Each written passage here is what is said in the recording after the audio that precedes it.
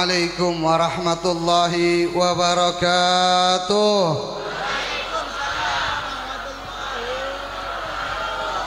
Alhamdulillah, alhamdulillahi wa kafa, wa musalliyan wa musalliman ala rasulillahi nabiyil mustafa wa ala alihi wa sahbihi ahlu sidki wal wafa. Asyhadu an la ilaha illallah wahdahu la syarika lah, wa asyhadu anna sayyidana wa nabiyana wa maulana Muhammad abduhu wa rasuluh wa habibuhu wa safiyuhu wa khaliluh. Allahumma salli wa sallim wa karrim mu'azzim wa barik wa majid ala sayyidina Muhammadin salata abdin qallat hilatuh wa rasulullahi sallallahu alaihi wasallam wasilatuh wa anta laha ya ilahi wa likulli karbin azim fafarrij anna ma nahnu fihi bisirri bismillahirrahmanirrahim. Amma ba'du. Siyadatul habaib al-fudala wal asatid al-kurama wal hadirin wal hadirat al-ahibba'il a'izza rahimakumullah. Alhamdulillah, kita bersyukur kehadirat Allah Subhanahu wa taala karena berkat taufik, hidayah, inayah dari Allah pada malam ini kita dikumpulkan oleh Allah. Pada malam ini kita dipilih oleh Allah menjadi hamba-hamba yang berzikir kepada Allah, hamba yang menyebut nama Allah, hamba yang bermunajat kepada Allah, hamba yang berdoa kepada Allah, dan hamba yang bersolawat dan memuji kepada Sayyiduna Muhammad sallallahu alaihi wasallam di tempat yang mulia dan juga bersama orang-orang yang mulia. Alhamdulillah, bersyukur kita kepada Allah, kita dikumpulkan di tempat yang mulia bersama orang-orang yang mulia, bersama para habaib, bersama para asatid, bersama para kiai, bersama para ustadz-ustadz, bersama para haji-haji. Alhamdulillah.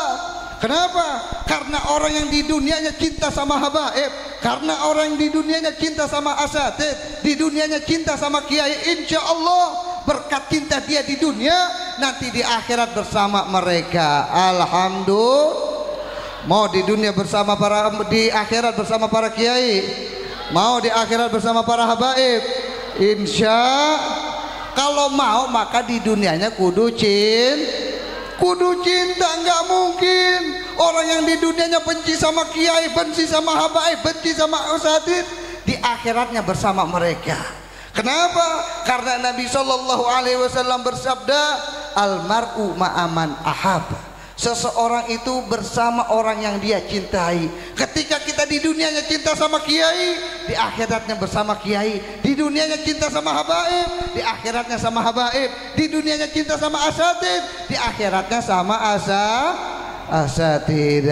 Insya Allah. Makanya alhamdulillah yang kita hormati para alim ulama, para kiai, para asatid, para tuan guru, para sesepuh, para aparatur pemerintah, khususnya Sohibul Bait yang kita hormati Bos Supardi, Bos Pardi, Masya Allah, yang kita doakan Bos Pardi dan beserta keluarga besarnya, semoga Allah Subhanahu wa taala panjangkan umurnya, amin, sehatkan badannya, amin, banyakkan rezekinya, amin, diberikan anak yang saleh dan saleha, amin. Dan semoga yang kita hormati juga siapa? Lurah Encutnya juga kita doakan semoga diberkahi oleh Allah, dan semoga kita yang hadir laki-laki perempuannya diberkahi oleh Allah Subhanahu wa taala, amin ya rabbal. Hadirin rahimakumullah, jangan sekali-kali kita beranggapan, jangan sekali-kali kita mengira, kita punya asumsi bahwasanya perkumpulan kita ini enggak dapat pahala. Salah. Jangan sekali kita mengira kita hadir di sini enggak dapat berkah. Salah. Jangan sekali kita mengira kita di sini enggak dapat rahmat. Salah. Karena duduknya kita di sini dapat berkah dari Allah. Duduknya kita di sini dapat rahmat dari Allah. Duduknya kita ini dapat maghfirah dari Allah. Duduknya kita di sini kita diridhoi oleh Allah Subhanahu wa ta'ala. Kenapa? Karena kita lihat Dari tadi kita kerjaannya berzikir kepada Allah. Orang yang zikir kepada Allah itu dekat sama Allah. Orang yang zikir kepada Allah dia punya hati tenang. Orang yang zikir kepada Allah dia bakal dilindungi oleh Allah. Beruntung dari tadi kita baca la ilaha illallah, la ilaha Tadi kita baca la ilaha illallah enggak? Baca tahlil enggak? Baca ratib enggak? Di situ kita baca la ilaha la ilaha Ini bacaan dahsyat, Pak. Ini bacaan dahsyat, Bu. Jangan kita kira ketika kita baca la ilaha illallah kita nggak dapat apa-apa, salah. Ketika kita baca la ilaha illallah, di situ Allah lindungi diri kita. Apa kata Allah dalam hadis kursinya?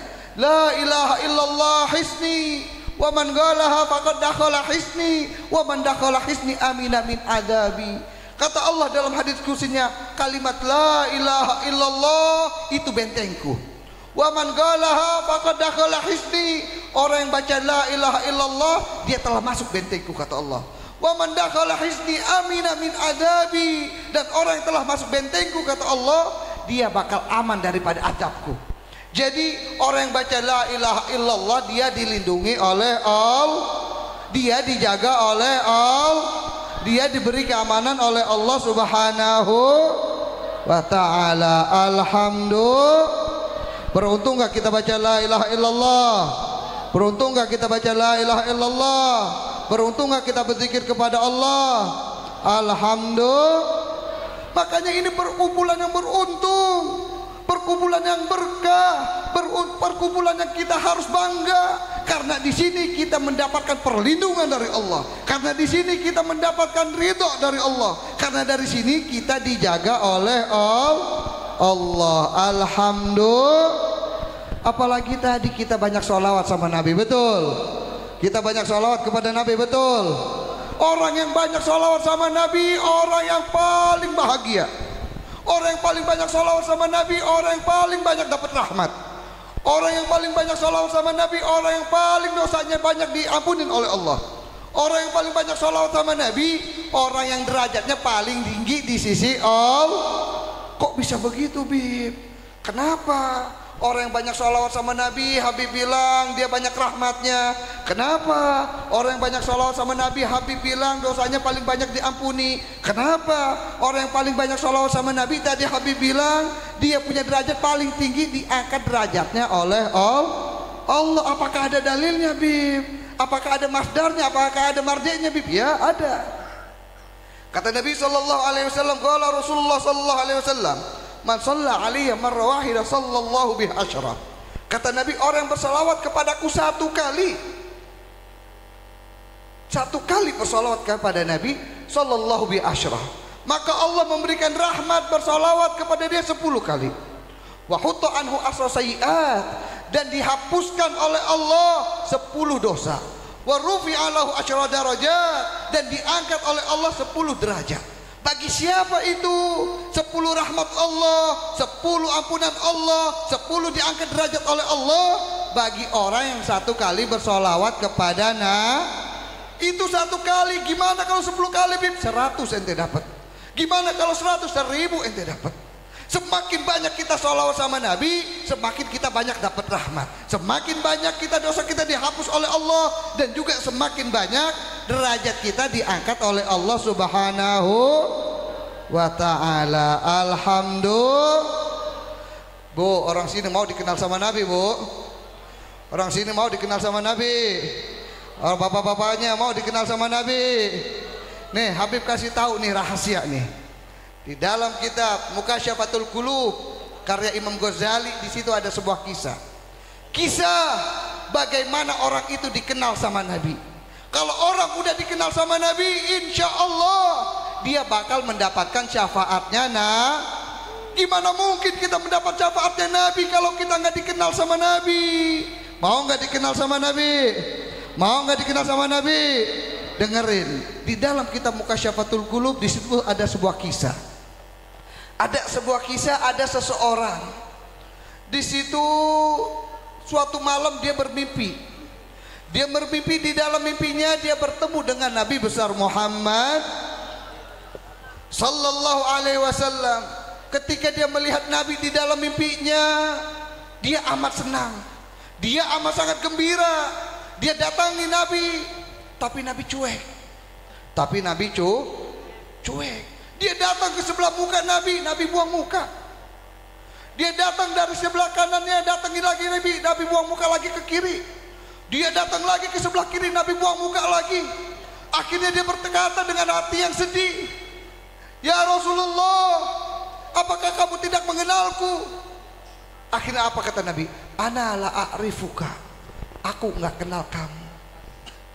Enggak dikenal oleh Betapa sedihnya ini orang. Nangis dia dalam mimpinya, bangun dari tidurnya menyesal. Dia mikir, apa dosa aku sehingga Nabi tidak mengenal diriku padahal aku umatnya. Dosa apa yang aku lakukan? Kenapa aku tidak dikenal oleh Nabi? Nangis dia sedih karena tidak dikenal oleh Nabi. Akhirnya pagi hari dia musyawarah, dia bertanya kepada ustadz-ustadz, kepada kiai-kiai, kepada para alim ulama yang ada di kampungnya perihal mimpinya. Kenapa di dalam mimpi Nabi tidak mengenali dia? Dia pengen tahu kenapa Nabi tidak mengenal diriku, dosa apa yang aku lakukan sehingga Nabi tidak mengenal diriku. Akhirnya dia bertanya sama satu ustadz, dua kiai, tiga ulama, 4 ulama, tapi semuanya jawabannya kurang memuaskan. Akhirnya ada satu ulama bilang, "Wahai anak muda, mungkin kamu tidak dikenal sama Nabi karena kamu jarang bersolawat sama Nabi. Karena kamu jarang solawat kepada Akhirnya dia mikir, kata dia, kayaknya betul ini kiai satu nih, betul ini ulama satu ucapannya nih. Kayaknya aku memang aku jarang bersolawat kepada Nabi kecuali di dalam sholat. Solawatnya cuman di dalam Bu, orang sini kalau sholat baca solawat enggak Bu? Baca solawat enggak Pak? Kalau lagi sholat baca solawat enggak? Kapan dibacanya? Nah lo bingung kan lo? Kapan? Baca solawatnya kapan kalau lagi sholat? Ketika At-tahiyat, ya baca solawat. Kenapa? Karena solawat di dalam sholat min arkanis sholat, termasuk rukun sholat. Kalau rukun sholat kita tidak datangkan, kita tidak baca, maka sholat kita enggak sah. Iya, makanya habis baca tahiyat baca solawat. Jangan sampai ibu enggak baca sholat, ibu enggak sah. Dia mikir, mungkin aku tidak dikenal oleh Nabi, memang sedikit solawatku kepada Nabi, dan memang solawatku kepada Nabi cuma di dalam sholat doang. Akhirnya dari situ dia punya azam, dia punya niat, dia punya tekad. Ya Allah, apabila memang itu kesalahan diriku, maka aku bertekad bakal banyak bersolawat kepada Nabi besar Muhammad sallallahu alaihi wasallam. Akhirnya dia perbanyak solawat dia kepada Nabi. Semakin hari semakin banyak bersolawatnya kepada Nabi, dengan rasa cinta, dengan rasa rindu, dengan rasa kangen kepada Nabi, dengan rasa sayang kepada Nabi. Terus dia perbanyak solawat kepada Nabi. Yauminal ayyam, setelah beberapa lama ini orang diberi kemuliaan lagi oleh Allah. Apa itu? Suatu malam dia diberi kemuliaan lagi, bisa bertemu dalam mimpinya Nabi besar Muhammad sallallahu alaihi wasallam. Dikasih mimpi lagi oleh Allah bertemu Nabi. Akhirnya karena ini orang pertamanya pernah mimpi Nabi, pas mimpi kedua dia agak malu, dia agak segan, dia agak takut, dia ngeri. Ketika mimpi yang kedua sama kayak mimpi pertama, alias dicuekin sama Nabi. Dia mikir, ya Allah, saya mau marahin Nabi lagi, takut dicuekin lagi sama Nabi, takut Nabi bilang gak kenal lagi sama saya. Tapi pas mimpi kedua beda. Kenapa beda? Ketika di mimpi kedua Nabi tersenyum, Nabi dari jauh udah tersenyum sama dia. Kita lihat, ente disenyumin sama Nabi, kita disenyumin sama orang yang kita cinta, itu betapa senangnya. Tapi ini orang disenyumin sama yang senyumin dia Nabi. Betapa senang diri dia disenyumin sama Nabi. Ya Allah, Dia langsung datang kepada Nabi dengan terharunya, dengan senangnya. Dia bertanya, ya Rasulullah, kenapa berbeda ya Rasulullah pertemuan pertama dengan pertemuan yang sekarang? Kata Nabi apa? Al-an a'rifuka. Sekarang aku udah kenal dirimu. Sekarang aku udah kenal dirimu. Kenapa dia dikenal oleh Nabi di pertemuan kedua? Karena pas pertemuan kedua dia udah banyak bersolawat kepada udah sering nyebut nama Nabi. Makanya kalau kita pengen dianggap umatnya Nabi, pengen dikenal sama Nabi, dan pengen mendapat syafaatnya Nabi, di dunianya banyak bersolawat kepada Sallu ala Nabi Muhammad. Allahumma salli wa sallim wa barik alaihi wa ala alihi wa sahbihi. Ya, makanya beruntung kita hadir di sini, berzikir kepada Allah, bersolawat kepada Nabi. Beruntung. Yang rugi siapa, Bib? Yang rugi orang yang hadir di sini tapi dia nggak mau ikut zikir, betul? Dia hadir di sini, dia nggak mau solawat sama Nabi, betul? Itu orang paling rugi. Asadun nasi harsah yaumil qiyamah, kata Nabi. Orang yang paling rugi di dunia, orang yang paling merugi di dunia, kata Nabi, entar di hari kiamat. Siapa itu ya Rasulullah? Orang yang di dunianya dia berkesempatan hadir menuntut ilmu, tapi dia tidak gunakan itu kesempatan untuk menuntut ilmu. Kita udah diberi kesempatan oleh Allah hadir di sini menuntut ilmu, belajar dari para ulama, para habaib, berzikir bersama mereka, tapi kita tidak mengikutinya, kita tidak mendengarkannya, kita tidak memperhatikannya. Ini termasuk kita orang yang merugi. Na'udzubillahi min dzalik. Hadirin rahimakumullah. Makanya kita harus ambil kesempatan. Kita harus pergunakan kesempatan ini, jangan sampai ini terlewatkan. Di mana ada hadir majlis, kita hadir di situ. Kita ikut zikir di situ. Kita ikut bersolawat di situ. Kita ikut belajar di situ. Kenapa? Karena kebaikannya kembali kepada diri kita. Kita ikut zikir, kita yang baik. Kita ikut solawat, kita yang dapat kebaikan. Kita yang ikut menuntut ilmu, kita yang mendapatkan ilmu, insya Allah. Ya, terakhir yang Habib mau kasih tahukan bahwasanya hadirnya kita di sini sekali kan tablik akbar dan juga memperingati Isra wal Mi'raj. Memperingati Isra wal Mi'raj. Isra Mi'raj ini perjalanan yang amat sangat luar biasa. Isra Mi'raj ini dua peristiwa. Ada Isra dan juga ada Mi'raj. Jadi Isra wal Mi'raj, ada perjalanan Isra dan juga ada perjalanan Mi'raj. Dua perjalanan. Ya, ada perjalanan Isra dan juga perjalanan Mi'raj. Isra, perjalanan Nabi dari Masjidil Haram yang ada di Masjidil Haram ada di mana, Bu? Bu, Masjidil Haram ada di mana? Sepatah, nah. Masjidil Haram ada di mana? Ada di pernah ke Mekah, pernah? Pernah ke Mekah belum? Orang sini pernah haji? Pernah umroh? Insya Allah berkah malam ini kita bakal haji semua, amin. Umroh semua, amin. Ya Rabbal. Dari Masjidil Haram ke Masjidil Aqsa. Masjidil Aqsa ada di mana? Karangserang, di Palestina. Jadi perjalanan Isra ialah perjalanan Nabi dari Masjidil Haram yang ada di Mekah ke Masjidil Aqsa yang ada di Palestina. Tapi kita jangan salah paham, jangan gagal paham. Ini perjalanan bukan Nabi langsung dari Masjidil Haram ke Masjidil Aqsa, dari Mekah ke Madinah, tidak. Ini ada peristiwa-peristiwa, ada tempat-tempat yang Nabi singgahi, sehingga kita sebagai umatnya bisa mengambil hikmah dan pelajaran dari perjalanan Isra wal Mi'rajnya Nabi besar Muhammad sallallahu alaihi wasallam. Hadirin rahimakumullah. Di dalam kitab Anwarul Bahiyah karya Sayyid Muhammad bin Alwi Al-Maliki, di situ dijelaskan bahwasanya ketika Nabi Isra wal Mi'raj, Nabi naik kendaraan. Apa kendaraan Nabi, Bu? Kendaraan Nabi ialah buruk. Buruk itu dari mana hewannya? Dari Apa warnanya? Warnanya putih, betul. betul. Masya Allah orang sini ya pinter-pinter. Masya Allah. Barakallahu fikum. Naam. Ini buruk, hewan yang lebih pendek daripada kuda dan lebih tinggi daripada kedelai apa keledai? Keledai. Kedelai mah ente acang ya. Naam.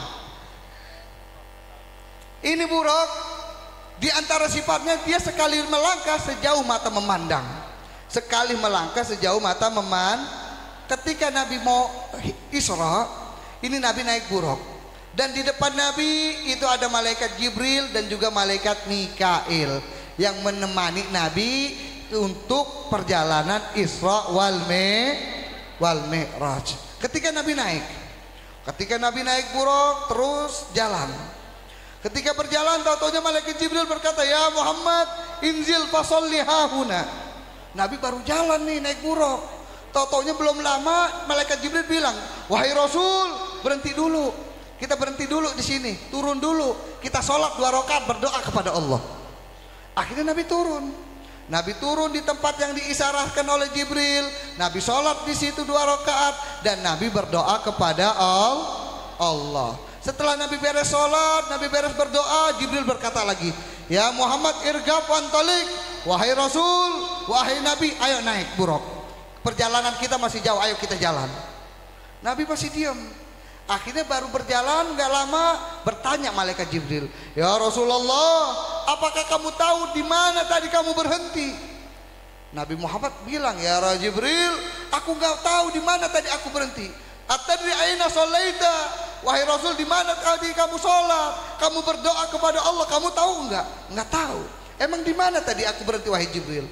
"Ya Rasul, tadi kamu berhenti fi Taibah wa ilaihal muhajirah." Tadi kamu berhenti di daerah namanya Taibah dan nanti kamu bakal hijrah ke daerah itu. Sekarang kita tahu bahwasanya Taibah itu nama daerahnya diganti. Namanya Madinatul Munawwarah. Di sini kita paham bahwasanya kejadian Isra wal Mi'rajnya Nabi terjadi sebelum hijrahnya Nabi dari Makkah ke Madinah. Akhirnya Nabi paham, oh iya udah aku paham. Jalan lagi. Ketika jalan lagi diberhentiin lagi nih Nabi sama Jibril. "Ya Rasulullah, berhenti di sini." "Ya Muhammad, inzil fasolli hahuna." Wahai Rasul, berhenti lagi kita di sini. Kita berhenti di sini, kita sholat lagi di sini dan berdoa kepada Allah. Nabi turun lagi. Ketika Nabi turun lagi, Nabi sholat 2 rakaat dan Nabi berdoa kepada Allah. Setelah selesai Nabi sholat, selesai Nabi berdoa, Jibril berkata lagi, "Ya Rasulullah, irkab wantalik." Wahai Nabi, ayo naik buruk lagi. Kita jalan lagi. Jalan lagi Nabi. Ketika Nabi jalan lagi ditanya belum lama. Baru jalan sebentar tanya lagi, "Ya Rasulullah, atadri aina sholaita?" Wahai Nabi, wahai Rasul, tahu nggak tadi kamu di mana lagi sholat? Sholat di mana tadi kamu? Kamu tahu nggak? Kata Nabi, "Ya Jibril, aku tidak tahu di mana tadi aku sholat. Emang tadi aku sholat di mana lagi?" Akhirnya bilang, "Ya Rasulullah, tadi kamu sholat di daerah namanya Turisina, di bukit Turisina. Di situ Nabi Musa bermunajat kepada Allah. Di situ Nabi Musa berbicara kepada Allah." Akhirnya Nabi paham, oh iya paham. Akhirnya jalan lagi. Ketika jalan lagi Nabi Muhammad bersama malaikat Jibril naik buruknya, diberhentiin lagi sama malaikat Jibril. Malaikat Jibril nyuruh Nabi berhenti lagi. "Ya Rasulullah, inzil fasolli hahuna." Wahai Rasul, turun lagi, kita sholat lagi nih di sini nih. Padahal baru jalan nggak lama. Akhirnya turun lagi Nabi, sholat lagi di situ, berdoa lagi di situ. Ketika udah sholat beres, berdoa beres, bilang lagi, "Ya Rasulullah, irkab wantalik." Wahai Nabi, ayo naik buruk lagi, kita jalan lagi, perjalanan kita masih jauh. Nabi jalan lagi. Akhirnya ketika jalan lagi ditanya, "Ya Rasulullah, atadri aina sholaita?" Di mana tadi kamu sholat? Kamu tahu enggak? Kata Nabi, "Aku tidak tahu. Emang aku tadi sholat di mana?" "Ya Rasulullah, tadi kamu sholat fi baitil lahmi, fi Bethlehem," kalau zaman sekarang bilangnya. Apa itu tempat? Itu tempat haitsu wulida fihi Isa. Itu tempat di mana dilahirkannya Nabi Isa. Akhirnya kata Nabi, "Oh iya aku paham." Akhirnya jalan lagi. Akhirnya ketika jalan lagi, di situ Nabi SAW disuruh berhenti lagi di tempat. Disuruh berhenti lagi di tempat, suatu tempat. Akhirnya dikatakan, ya Rasulullah, inzil fasolli hahuna. Wahai Nabi, wahai Rasul, berhenti di tempat ini. Kenapa? Akhirnya di situ Nabi disuruh berhenti di suatu tempat. Di situ Nabi berhenti di suatu tempat, dan Nabi berhenti di situ. Nabi sholat dan berdoa kepada Allah. Ketika Nabi berhenti sholat di situ, akhirnya ditanya oleh Nabi, di mana ini tempat? Ini tempat yang mana dulu Nabi Musa berhenti. Ketika Nabi Musa keluar dari Mesir, Nabi Musa berhenti di tempat itu, dan Nabi disuruh berdoa dan beribadah di situ. Walhasil, hadirin rahimakumullah, ketika kita tahu, ketika kita paham, ketika kita bisa mengambil ibroh, apa yang kita bisa ambil hikmah dari perjalanan Nabi tadi. Kenapa Nabi disuruh berhenti di beberapa tempat? Apa hikmahnya? Apa ibrohnya? Apa pelajaran yang bisa kita ambil? Yang pertama, pelajaran yang kita bisa ambil ialah yang pertama, bahwasanya tadi Nabi disuruh berhenti di tempat apa? Di Madinatul Munawwarah, di tempat yang berkah. Kenapa itu tempat berkah? Karena itu tempat Nabi nanti hijrah ke situ. Terus kenapa itu tempat berkah? Karena itu tempat jadi berkah karena nanti di dalam riwayat bahwasanya Dajjal tidak akan bisa masuk ke dua negeri. Dajjal bakal masuk ke seluruh negeri kecuali dua negeri, kecuali dua negara, yaitu Mekah dan juga Madinah. Ini tempat yang berkah. Makanya pelajaran yang kita bisa ambil bahwasanya kalau kita di tempat yang berkah, di negeri yang berkah, di Mekah atau di Madinah, kita di situ dianjurkan, kita di situ diberi contoh oleh Nabi untuk banyak-banyak beribadah dan berdoa kepada Allah. Karena di daerah yang berkah, di situ kita punya doa langsung dikabul oleh Allah. Jadi kita paham bahwasanya kalau kita di negeri yang berkah, kita harus banyak-banyak beribadah, dan juga kita harus banyak-banyak berdoa kepada Allah. Insya Allah ketika kita beribadah di tempat yang berkah, ibadah kita diterima oleh Allah. Insya Allah ketika kita berdoa di tempat yang berkah, doa kita langsung dikabul oleh Allah. Karena apa? Karena kita mencontoh dan mengikuti apa yang dilakukan oleh Sayyiduna Muhammad Sallallahu alaihi wasallam. Itu yang pertama. Yang kedua, Nabi berhenti di mana tadi? Di Bukit Tursina. Iya, Nabi berhenti di Bukit Tursina. Bukit Tursina bukit apa? Bukit yang dimana Nabi Musa bermuka lama sama Allah. Wa kallamallahu Musa taklima. Nabi Musa kalau mau bermunajat sama Allah, Nabi Musa kalau mau ngomong sama Allah, ini naik bukit dulu. Naik bukit dulu. Ketika udah di Bukit Tursina baru dia bisa bermunajat sama Allah. Baru Nabi Musa bisa ngomong sama Allah, bisa berbincang sama Allah. Nabi Muhammad juga sama. Nabi Muhammad ketika Isra Mi'raj disuruh berhenti di situ sama malaikat Jibril, disuruh berdoa, disuruh beribadah kepada Allah, disuruh sholat 2 rakaat. Akhirnya kita bisa mengambil hikmah juga.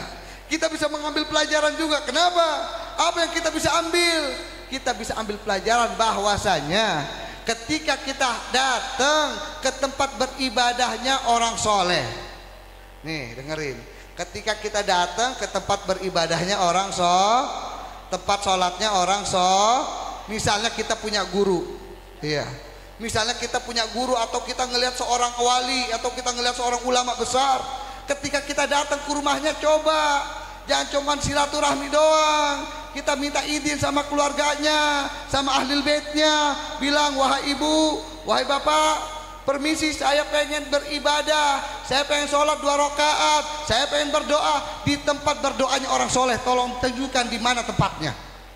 Kita datang ke rumah orang soleh, minta kasih tahu, permisi, di mana nih wali ini nih kalau ibadah, kalau sholatnya di mana? Oh di sini, saya mau numpang sholat, saya mau numpang doa. Kenapa? Karena ketika kita beribadah di tempat berdoanya orang soleh, tempat bermunajatnya orang soleh, tempat berdoanya orang soleh, kita beribadah di situ, ibadah kita diterima oleh Allah, dan kita juga berdoa di situ, insya Allah doa kita bakal dikabul oleh Allah, karena kita mengikuti Nabi besar Muhammad Sallallahu alaihi wasallam. Yang ketiga yang tadi Nabi Muhammad juga berhenti. Nabi Muhammad berhenti yang ketiga itu di Baitul Lahmi, bahasa kerennya Bethlehem. Iya, di daerah Suriah, di daerah Syam sana. Di sana Nabi Muhammad disuruh berhenti sama malaikat Jibril, berdoa kepada Allah, sholat 2 rakaat.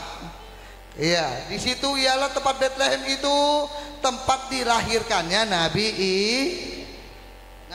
Isa. Nabi Isa dilahirkan di Bethlehem. Kita bisa mengambil hikmah juga, mengambil pelajaran juga. Apa yang kita bisa ambil? Bahwasanya tempat dilahirkannya orang soleh. Iya, tempat lahirnya orang soleh, tempat lahirnya orang soleh itu berkah.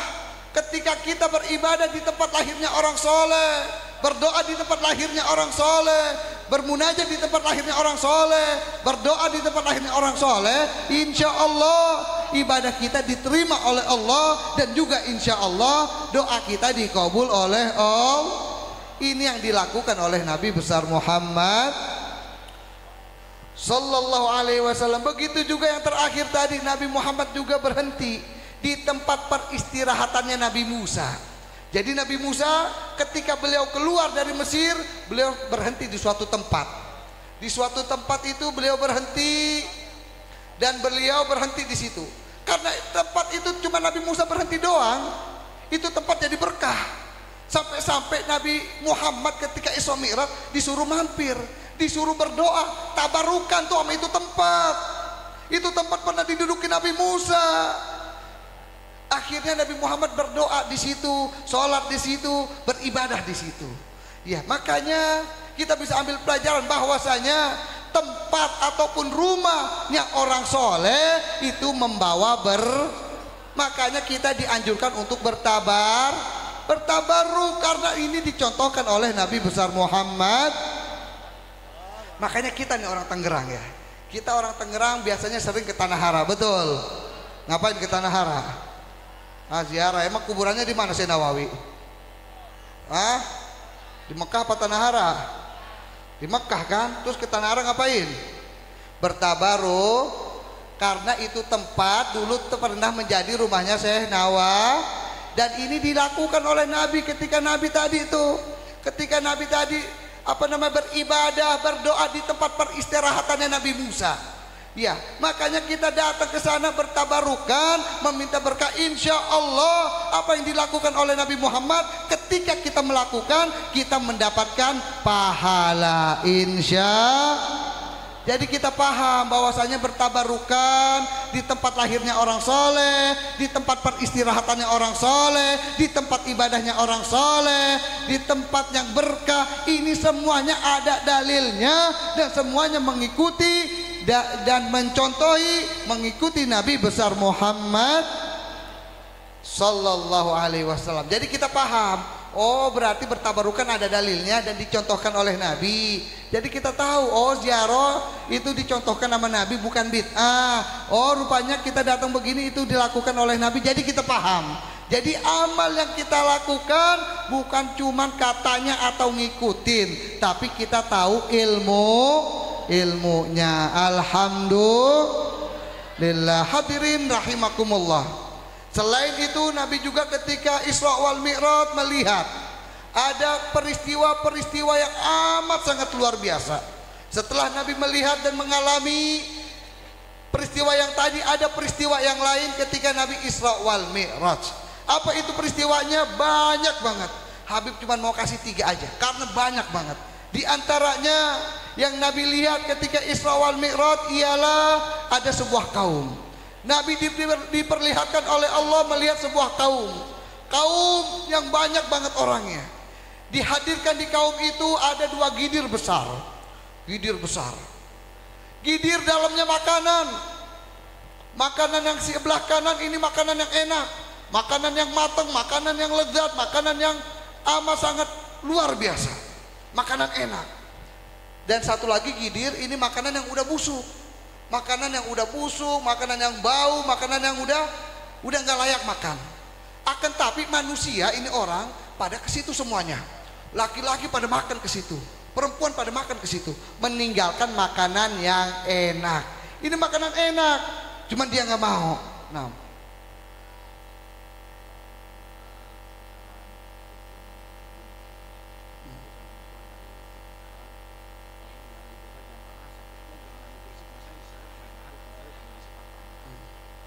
Nah, ada kabar bagus.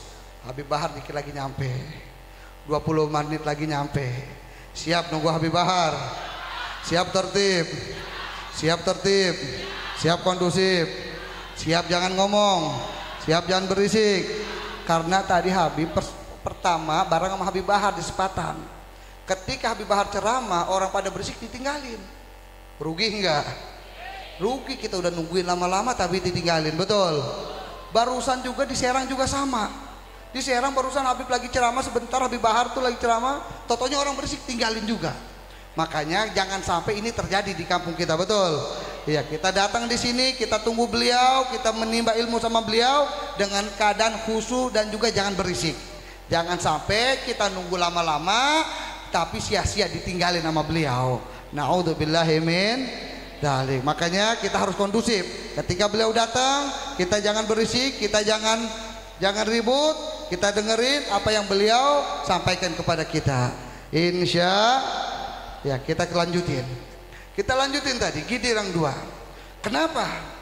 Akhirnya Nabi SAW bertanya kepada malaikat Jibril, ya Jibril, siapa mereka wahai Jibril? Kenapa mereka meninggalkan makanan yang enak, yang lezat, yang halal, tapi mereka memakan makanan yang haram, yang bau dan yang busuk? Ada apa ini mereka ya Jibril?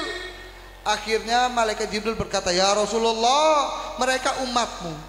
Kenapa, dosa apa yang mereka lakukan wahai Jibril? Ya Rasulullah, ini mereka yang laki-laki selama di dunianya, mereka ini meninggalkan yang halal dan memakan yang haram. Laki-lakinya contohnya ya Rasulullah, dia punya istri yang halal tapi dia nggak mau sama istrinya, nggak mau dekat sama istrinya, nggak mau berhubungan sama istrinya, tapi dia malah mencari perempuan lain, alias main perek, main jablay, nggak mau sama bininya, alias dia nyari perempuan lain, nyarinya perempuan lah, nyari dongdot, nyari perek, nyari jablay, nggak mau sama bininya. Naudzubillahi min.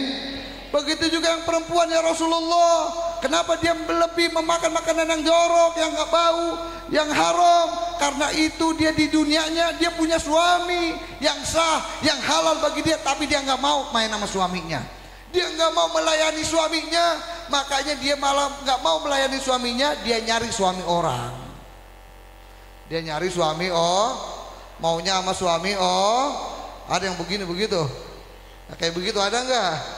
Naudzubillahi min.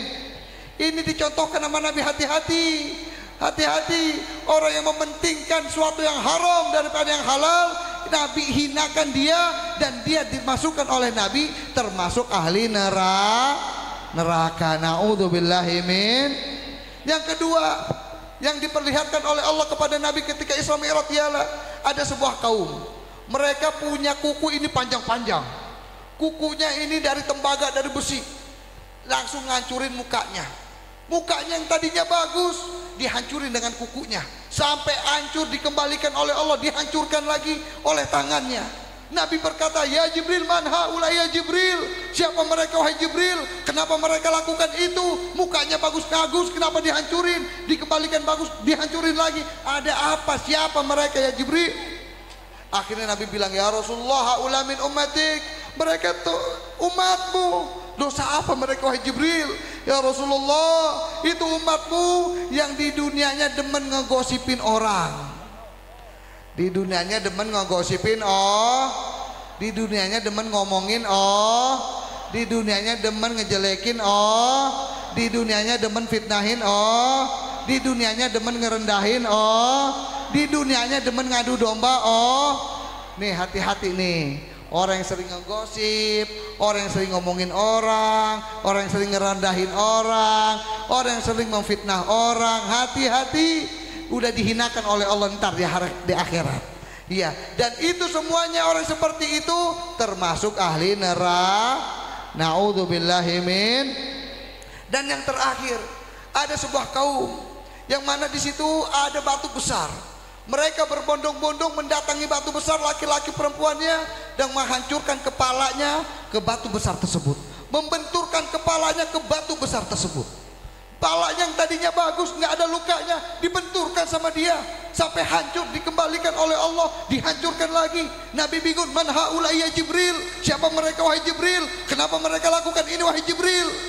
Kata Nabi, haula min ummati, mereka termasuk umatmu ya Rasulullah. Apa dosanya wahai Jibril? Ya Rasulullah, mereka alladzina tatathagaluna ru'usahum anis shalah, mereka ialah orang yang di dunianya malas mengerjakan sholat 5 waktu. Hati-hati tuh, orang yang malas mengerjakan sholat 5 waktu, hati-hati. Nanti di akhirat tuh dia udah dihinakan oleh Allah, menghancurkan kepalanya ke batu besar. Ya, alias apa? Ini orang ini termasuk ahli neraka. Naudzubillahi min. Kenapa bisa begitu ya? Ya kenapa? Karena sholat itu tiangnya agama. Ya, sholat itu tiangnya agama. As-salatu imaduddin, faman agama faqad agama din, wa man tarakaha faqad hadama din. Salat itu tiangnya agama. Orang yang mendirikan salat dia mendirikan agama. Orang yang meninggalkan salat dia menghancurkan agama. Makanya orang dalam riwayat yang meninggalkan salat secara jiharan, secara muta'ammidan, man taraka shalah muta'ammidan faqad kafara jihara, kata Nabi. Orang yang meninggalkan sholat secara sengaja, apa balasannya kata Nabi?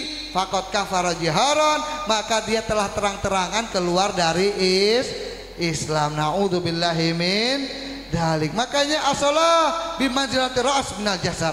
Sholat itu kedudukannya seperti kepala di atas tubuh.